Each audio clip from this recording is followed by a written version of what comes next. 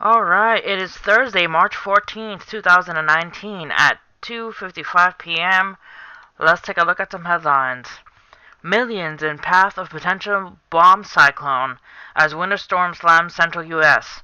More than 1,100 motorists were reported stranded in treacherous conditions in Colorado's El Paso County. Thousands of Coloradans woke up in the dark Thursday after a winter storm system pounding the central U.S. knocked down power lines, grounded flights, and buried highways in snow. As many as 74 million people were expected to face some type of severe weather ranging from blizzard conditions to heavy rain and flooding through Friday. Colorado Governor Jared Polis declared a state of emergency Wednesday and tweeted that the National Guard has been activated to assist in search and rescue and other operations. Authorities say 1,100 motorists were stuck and stranded in treacherous conditions on roads in Colorado's El Paso County. Sheriff Bill Elder added that search and rescue operations would continue throughout the night. His advice was to stay home. Around 86,000 customers in Colorado were without electricity early Thursday.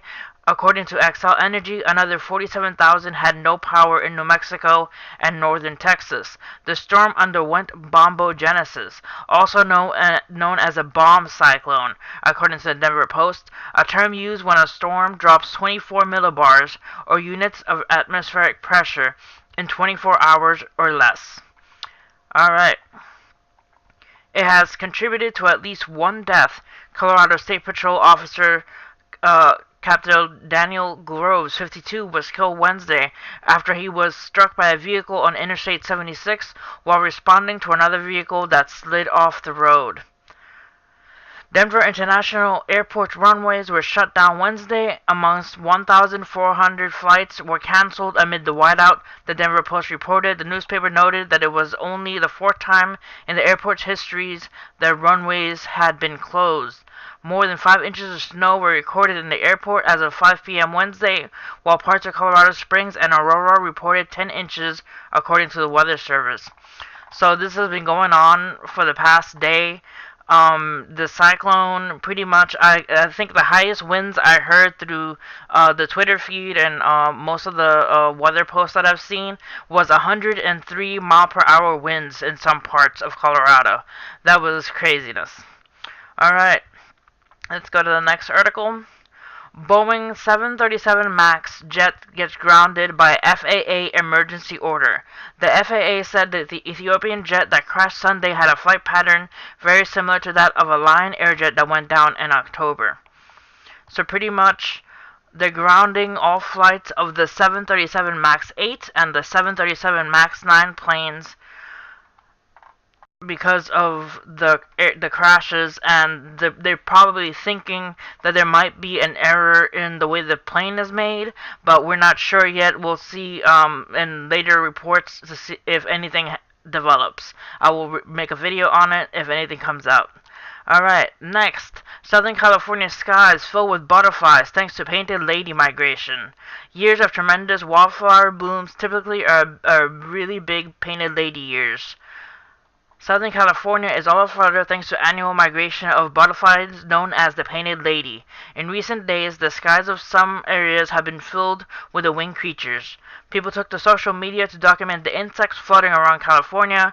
The butterflies travel from the deserts in Mexico and fly as long as their fat reserves last before breeding. Generations of the insects can reach all the way to the Pacific Northwest. Alright, so California, look out for a lot of butterflies.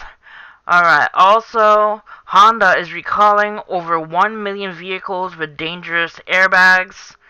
A type of airbag inflation once thought to be safe has now come under scrutiny after a crash and explosion in Maryland injured a driver of a Honda minivan. The incident forced Honda on Tuesday to recall about 1.2 million vehicles in North and Central America from the 2001 to the 2016 model years that were not included in the massive striking of Takata recalls for airbags that can hurl shrapnel into the passenger's compartment. That's pretty dangerous. Also, Fiat Chrysler is recalling nearly 900,000 vehicles with emission issues. Fiat Chrysler is recalling 862,520 gasoline-powered in the U.S. for not meeting EPA emission standards due to the catalytic converter issue. The EPA said the discovery was made through routine testing carried out by the agency and automaker. Fiat Chrysler said the problem does not pose a safety risk and that it has already begun to contact owners of the affected models, which include certain versions of the 2011-2016 Dodge Journey, 2011-2014 Chrysler 200 Dodge Avenger, and 2011-2012 Dodge Caliber, and the 2011-2016 Jeep Compass Patriot.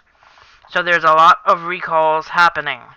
Alright guys, that's it for this video. Hit like and subscribe for more headlines and more weather news. See you guys next time. God bless.